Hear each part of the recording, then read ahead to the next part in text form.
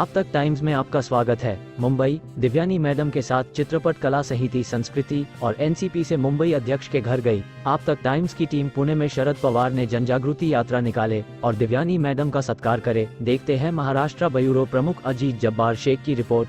Divyani madam, हम आप तक टाइम्स की टीम के तरफ से पहले तो आपको ये बधाई देना चाहेंगे कि आपको माननीय शरद पवार साहब ने स्टेज पे बुलाया कि आपका सत्कार करते हैं, तो आप क्या बोलना चाहोगे?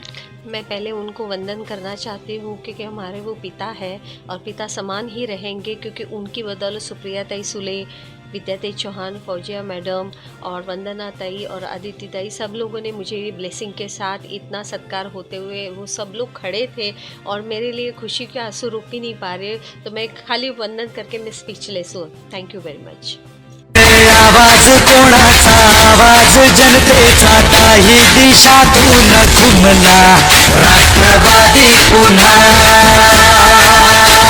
प्रगतीच्या वाटेने जाऊया साथीने एका मुखाने। तो मैं अजीत शेख, आज हम लोग मौजूद है मुंबई की जानी मानी हस्ती दिव्यानी मैडम के साथ में, जो दिव्यानी मैडम चित्रपट कला साहित्य संस्कृति मुंबई अध्यक्ष एनसीपी से है, और साथ ही साथ में मैडम आज पूना में शरद पवार साहब के साथ में स्टेज पे नज़र आए और शरद पवार साहब ने जन जागृत यात्रा जो निकाले थे, जिसका असर पूरे भारत पे देखने मिल रहा है। आज सभी लोग की नज़र शरद पवार साहब पर है, तो हम शरद पवार के एक कार्यकर्ता दिव्यानी मैडम से पूछना चाहेंगे कि मैडम, जो यात्रा में आप गए और शरद पवार से भी मुलाकात करें, तो इस यात्रा से क्या आपको संदेश आप देना चाहोगे कि जिस तरह से ये यात्रा हुई, या एनसीपी की टीम के बारे में, या आपके खुद के विचारधारा हो क्या? नमस्ते, मैं चित्रपट कला साहित्य संस्कृति की मुंबई अध्यक्षा एनसीपी डॉक्टर सौ दिव्यानी बेंद्रे। आज ये एक चीज़ के बारे में ख़ास कहना चाहती हूँ कि जिन्होंने इतिहास लिखे हैं, वो उन लेजेंड्स को याद करना और उनके नक्शों कदम पे चलना, ये यंगस्टर्स का काम है।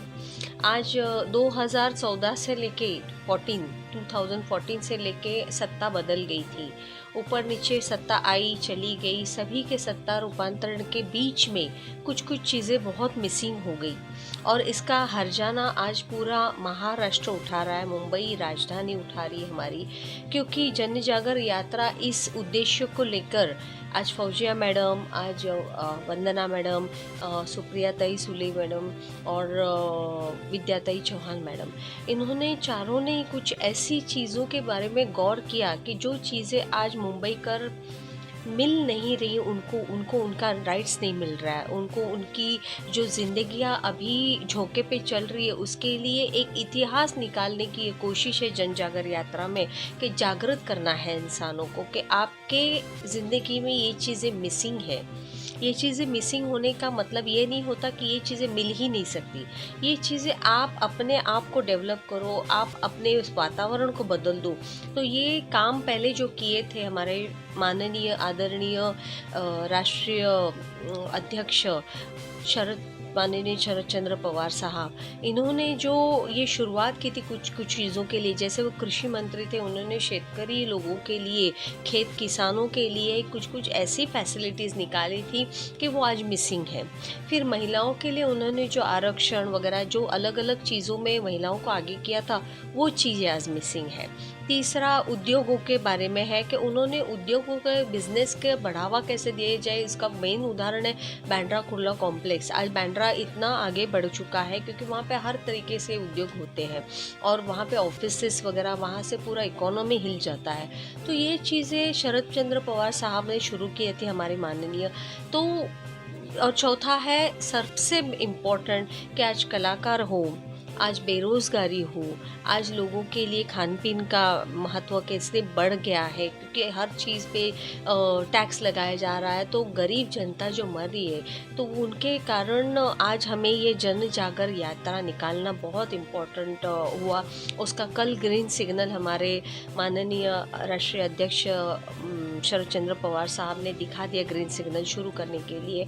तो ये चीज़ें इसलिए अभी मान्यता और मेरी खुशनसीबी है कि इनका अभ्यास करते हुए आज हम लोगों ने जो हमारा जो सेल है चित्रपट कला साहित्य संस्कृति एनसीपी का, तो महाराष्ट्र अध्यक्ष डॉक्टर बाबा साहेब पाटिल और मैं डॉक्टर दिव्यानी बेंद्रे, हम लोगों ने सोचा कि हम कुछ अलग करते हैं। तो हमने शरद चंद्र पवार साहब की कार्यकारिणी और आज की ये हालात, ऐसे 2-4 गाने ऐसे बनाए हैं कि जिसके ऊपर से अभ्यास करके लोग समझ जाएंगे कि हमने आज ज़िंदगी में क्या खोया है और हम क्या पा सकते थे, हमने क्यों इतना टाइम वेस्ट किया, जो धर्म के बारे में हो या बेरोज़गारी के बारे में हो या महिलाओं के बारे में हो या शेतकरी किसानों के बारे में हो, हर चीज़ का जागृत अभियान ये शुरू किया हुआ है। ये महाराष्ट्र में पूरा घूमेगा, शुरुआत मुंबई से हो रही है। मुंबई से लेके पूरे महाराष्ट्र में छोटे छोटे जो भी जगह है वहाँ जाके विद्याताई चौहान ने ये अभियान शुरू किया है। फौजिया मैडम, वंदना ताई और सुप्रिया ताई, आदिति ताई, सब ने मिलके ये जोशी जुनून का काम जो महिलाओं ने आगे आके किया है सराहनीय है। और इसी का एक सबूत कल मैं देना चाहूँगी कि हम लोगों ने ये जो अभियान शुरू करते वक्त हमारा छोटा सा एक शक्कर का दाना समझिए हम लोग हैं, बाबा पाटिल और मैं दिव्यानी बेंद्रे, हम दोनों को उन्होंने बहुत अच्छे से नवाजा कि यही होता है एक अच्छा काम शुरू करने के लिए। एक पीठ पे जो थाप होती है वो मिलना बहुत ज़रूरी है, क्योंकि उसकी बदौलत आदमी आगे बढ़ने का जोश जुनून पाता है। तो यही हमारे पवार साहब ने हमेशा किया है, जो अच्छा दिखता है, जो अच्छा काम कर रहा है उसकी पीठ थपथपाते हैं। और हमारे लिए सच में मेरे पापा का ये ड्रीम था कि मैं अब बहुत अच्छे लेवल पे आऊँ, और ये अच्छे लेवल यानी मुझे अच्छे आदमी की तरफ से पीठ पे एक थाप मिल गई है कि आज तुम आगे बढ़ो। बाबा पाटिल और मैं, हम लोगों ने एक जज्बा उठाया है कि हाँ नहीं, एनसीपी के लिए हम लोग अच्छा काम करते रहेंगे और जन जागृति यात्रा में हमारा जितना भी सहयोग होगा, हम महाराष्ट्र अध्यक्ष हो, मुंबई अध्यक्ष हो, हम दोनों ने बहुत अच्छी पहल करके विद्याताई चौहान के मैडम के अंडर ये पूरा अभियान चलने वाला है। तो उनके मुताबिक हम लोगों ने सब कार्य करनी चालू रखी है और ये आगे ऐसे ही हमारा यात्रा चलती रहेगी। और हम चाहते हैं कि सब इस यात्रा का आदर करें, क्योंकि इसमें जो मुद्दे हैं वो आम आदमी की ज़िंदगी से जुड़े हुए हैं।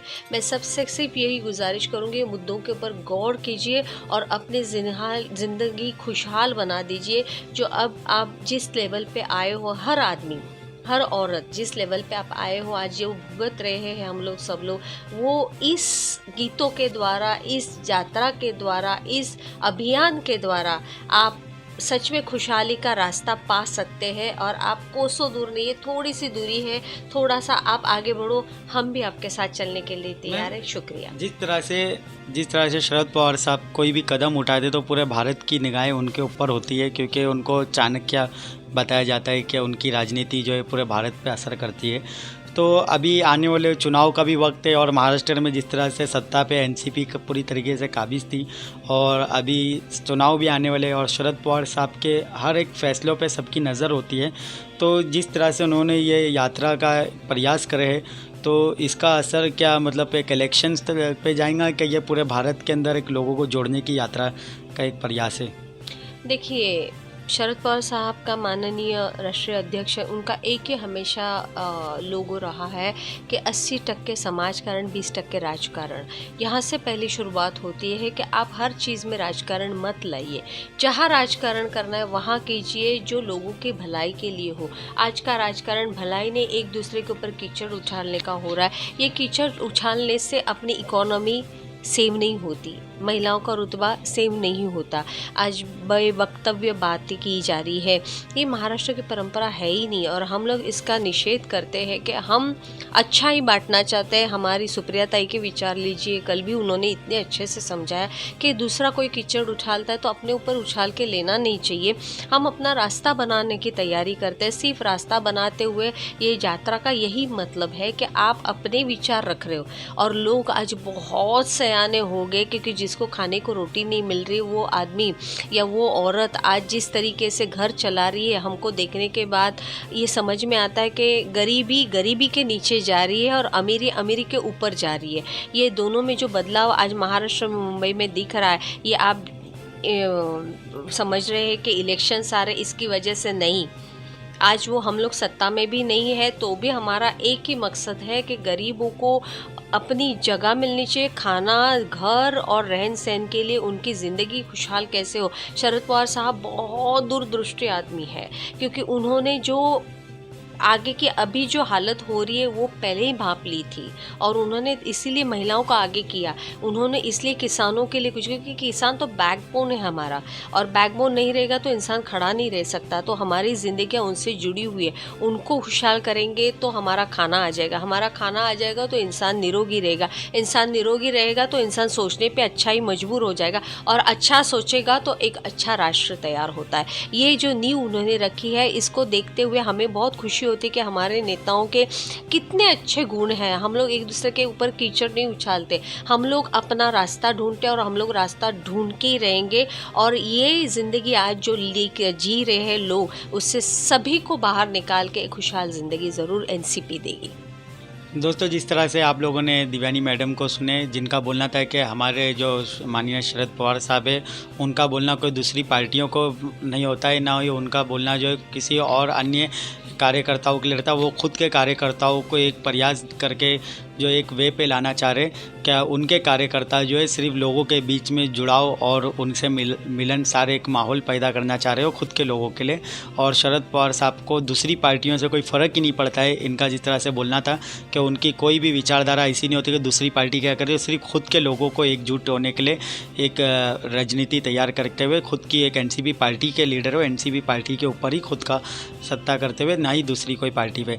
तो जिस तरह से मैडम ने हमको वक्त दिए और जिस तरह से मैडम शरद पवार साहब से मिलकर आए, तो पहले तो हम इस चीज़ की बधाई देंगे कि मैम आप शरद पवार साहब के साथ में स्टेज पर काफ़ी वक्त तक लोगों के सामने नज़र आए और आपने काफ़ी सारा एक इतना बड़ा सफल प्रोग्राम अटेंड करें। तो इसके हम आपको बहुत ज़्यादा सफलता के साथ में आपको एक वो देते हैं अभिनंदन की, और साथ ही साथ में हमारे को वक्त देने के लिए, आप तक टाइम की टीम को वक्त देने के लिए हम तहे दिल से धन्यवाद करते हैं। Thank you, thanks lot.